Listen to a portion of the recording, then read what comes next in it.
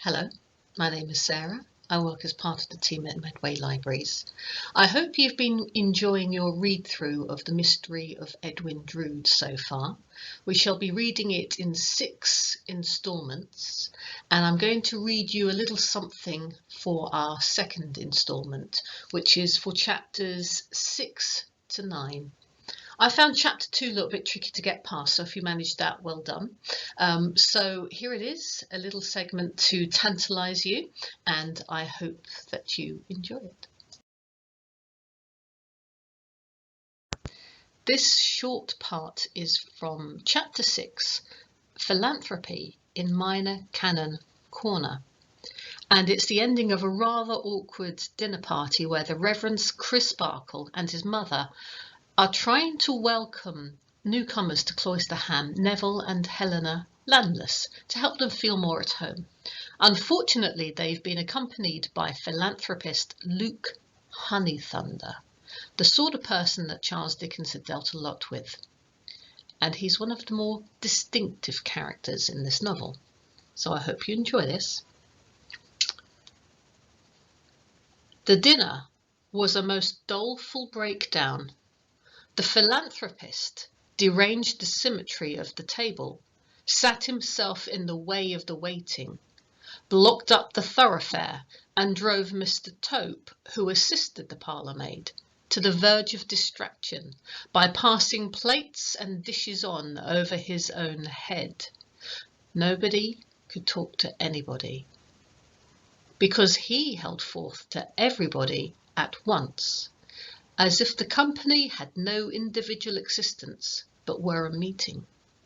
He impounded the Reverend Mr. Septimus as an official personage to be addressed, or kind of human peg to hang his oratorical hat on, and fell into the exasperating habit common amongst such orators of impersonating him as a wicked and weak opponent.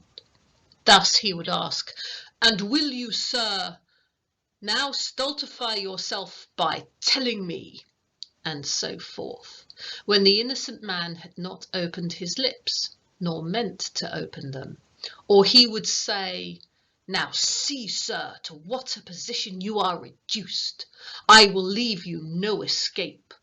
After exhausting all the resources of fraud and falsehood during years upon years, after exhibiting a combination of dastardly meanness with ensanguined daring, such as the world has not often witnessed, you have now the hypocrisy to bend the knee before the most degraded of mankind, and to sue and whine and howl for mercy."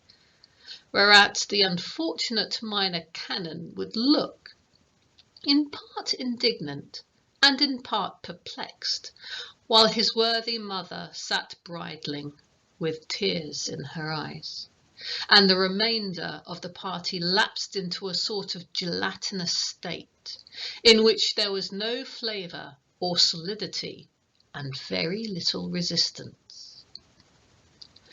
But the gush of philanthropy that burst forth when the departure of Mr. Honeythunder began to impend must have been highly gratifying to the feelings of that distinguished man. His coffee was produced by the special activity of Mr. Tope, a full hour before he wanted it. Mr. Crisparkle sat with his watch in his hand for about the same period, lest he should overstay his time. The 4 young people were unanimous in believing that the cathedral clock struck 3/4, when it actually struck but 1. Miss Twinkleton estimated the distance to the omnibus at 25 minutes' walk, when it was really 5. The affectionate kindness of the whole circle hustled him into his greatcoat and shoved him out into the moonlight, as if he were a fugitive traitor with whom they sympathised, and a troop of horse were at the back door.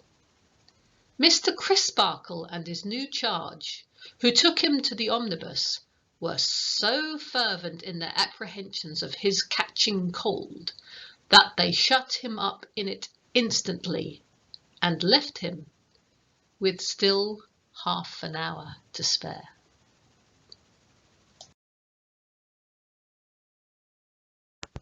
I really enjoyed the work that Dickens did to create Mr. Honeythunder. I think we've all met someone like that at some point.